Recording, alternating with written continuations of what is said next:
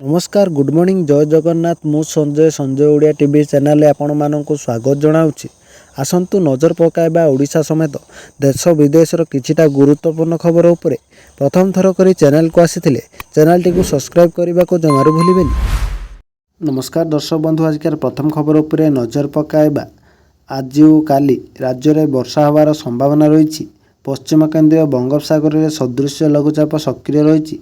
यह लघुचाप आज सुधा तमिलनाडु और आंध्र निकटवर्ती हेब, फल ओडिशार उत्तर और दक्षिण उपकूल में वर्षा हेब। एने पाणीपाग विज्ञानी उमाशंकर दास एक्शन रे सूचना देइछन्ति। पश्चिम केंद्रीय बंगोपसागर में लघुचाप नहीं वर्षा आशंका रही। दक्षिण उपकूल और पार्श्ववर्ती उत्तर उपकूल में वर्षा हेबार संभावना रही। दक्षिण उपकूल में अधिक वर्षा होबार संभावना रही। आज 7 जिले में मध्यम धरणर वर्षा हेबा नहीं आकलन करिछि पाणीपाग विभाग। केन्द्रापड़ा, जगतसिंहपुर, खुर्दा, पुरी, गंजाम, गजपति और रायगड़ा रे वर्षा हेबार संभावना रही। आगामी खबर उपरे नजर पकाइबा। पाखे आसुछि नुआ वर्ष। नुआ वर्षरु लागू हेब नुआ नियम। राशन मिलिबारे आउ हेबनी अनियमितता। पूर्वर 3 मासरे थरे मिलुथिबा राशन सामग्री एणिकी प्रति मास मिलिबो। जनवरी मासरु एही नियम लागू करबाकू जाउछन्ति राज्य सरकार। एही घोषणा पर हिताधिकारीଙ୍କ ମଧ୍ୟରେ खुशीर लहरी खेली जाइछि। नुआ वर्षरु लागू हेबाकू थिबा एही नुआ नियम फल डीलर स्तर में हेरफेर बंद हेबा सह खाद्य सुरक्षा सुनिश्चित हेबो बोली आशा रखिछन्ति राज्य सरकार। खाद्य जोगाण और खाउटी कल्याण मंत्री कृष्णचंद्र पात्र कहते पूर्वर 3 मास मथरे चाउल मिलिबा फल डीलर पाखरे अधिक चाउल मौजूद रहउथला। मात्र जनवरी हिताधिकारी को प्रति मासरे मिलिबो चाउल। आगामी खबर उपरे नजर पकाइबा। राज्यर नियुक्ति हेबे 6000 शिक्षक। हाईकोर्ट रे जूनियर टीचर नियुक्ति मामला रे शुणाणी होईछि। खाली पड़िथिबा 6000 शिक्षक पदवी रे खूब शीघ्र नियुक्ति पाई हाईकोर्ट को निर्देश देइछन्ति। मेरिट आधार रे तुरंत नियुक्ति प्रदान पाई निर्देश देइछन्ति हाईकोर्ट। 20000 शिक्षक नियुक्ति पाई राज्य सरकार करथिले विज्ञप्ति। परीक्षा पर 16000 चूड़ांत तालिका करथिले सरकार। सेति मध्यरु प्राय 2000 शिक्षक जोग देइ नथिले।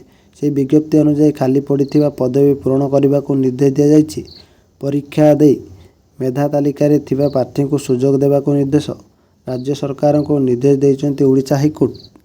आगामी खबर पर नजर पकाइबा। आउ किछि दिन शेष हेबाकू जाउछि इंग्राजी वर्ष 2024। आरंभ हेबाकू जाउछि नुआ वर्ष। नुआ वर्ष को दृष्टि रखी एबेठू विभिन्न पर्यटन क्षेत्र में प्रस्तुति आरंभ हो गलानी। से क्रम में राज्यर प्रमुख पर्यटन स्थली नंदनकानन प्राणी उद्यान और एहार पार्श्व थिबा राज्य उद्भिद उद्यान रे प्रस्तुति पर्व आरंभ हो जाइछि। पर्यटकों भिड़ नियंत्रण पाई संचार व्हाट्सएप रे टिकट संग्रह करने को नंदनकानन उपनिर्देशक परामर्श देइछन्ति। पर्यटक जेपरि सुरक्षित भावे उभय उद्यान भ्रमण करिवे ता उपरे गुरुत्व दियाजिबो बोली उपनिर्देशक कहिछन्ति। परवर्ती खबर पर नजर पकाइबा। एणिकी 5म और 8म श्रेणी रे फेल हेले आउ उपर श्रेणी को उन्नति हेबेनी छात्र छात्री। केंद्र शिक्षा मंत्रालय पक्षरु एहाकु नै बड़ खबर घोषणा करा जायछि। वार्षिक परीक्षा रे छात्र छात्री को पास करने को एक मार्क निर्धारण करा जिवो। ए मार्क छात्र छात्री न रखिले सेमाने फेल बोली घोषणा हेबे। फेल होइतिबा छात्र छात्री पुणी 2 मास मध्य परीक्षा देवार सुजोग पाइबे। एही परीक्षा रे पास हेले उपर श्रेणी को उन्नति हेबे छात्र छात्री। एहाकु नै केंद्र शिक्षा मंत्रालय पक्षरु बड़ घोषणा करा जायछि। परवर्ती खबर पर नजर पकाइबा। नुआ वर्षर मालकानगिरी उड़ीब विमान। ओडिशार पूर्वघाट उपरे विशाखापाटनम अंतर्जातीय विमानबंदर एवं मालकानगिरी मध्य एक विमान सेवा आरंभ होगाकू नहीं सबुज संकेत मिली। संप्रति ऑपरेटर इंडिया 1 रु एक 9 सीट विशिष्ट जेट चलाइबा पई प्री ऑपरेशन व्यवस्था आरंभ करा जायछि।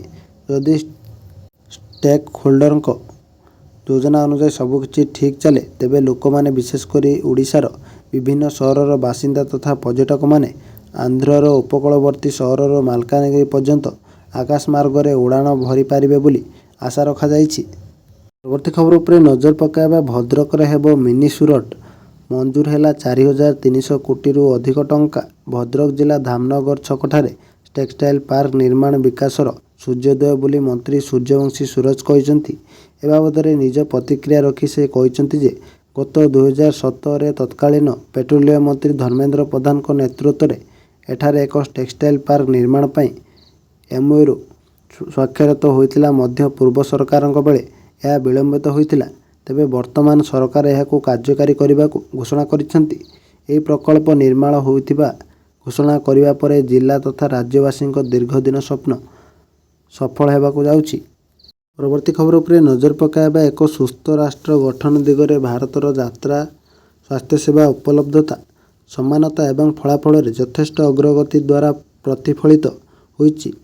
ଗତ ଦଶନ୍ଧି ମଧ୍ୟରେ ଭାରତ ପରିବର୍ତ୍ତନକାରୀ ନୀତି ଏବଂ ପଦକ୍ଷେପ ଗୁଡ଼ିକ କାର୍ଯ୍ୟକାରୀ କରିଛି ଯାହା ସାର୍ବଜନୀନ ସ୍ୱାସ୍ଥ୍ୟ ପ୍ରସାର ହାସଲ କରିବା ପାଇଁ ଏକ ଦୃଢ଼ ପ୍ରତିବଦ୍ଧତାକୁ ପ୍ରତିଫଳିତ କରିଥାଏ। ଏହି ଯାତ୍ରାର ଏକ ପ୍ରମୁଖ ମାଇଲଖୁଣ୍ଟ ଥିଲା ଆୟୁଷ୍ମାନ ଭାରତ ପ୍ରଧାନମନ୍ତ୍ରୀ ଜନ ଆରୋଗ୍ୟ ଯୋଜନା, ଯାହାର ଶୁଭାରମ୍ଭ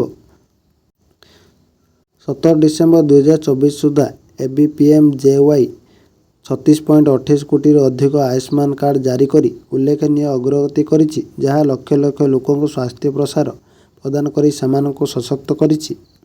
ଖବର ଉପରେ ନଜର ପକାଇବା। ସରକାର ସବୁ ବର୍ଗର ଲୋକଙ୍କ ବିକାଶ ଦିଗରେ ବିଶେଷ ଧ୍ୟାନ ଦେଉଛନ୍ତି।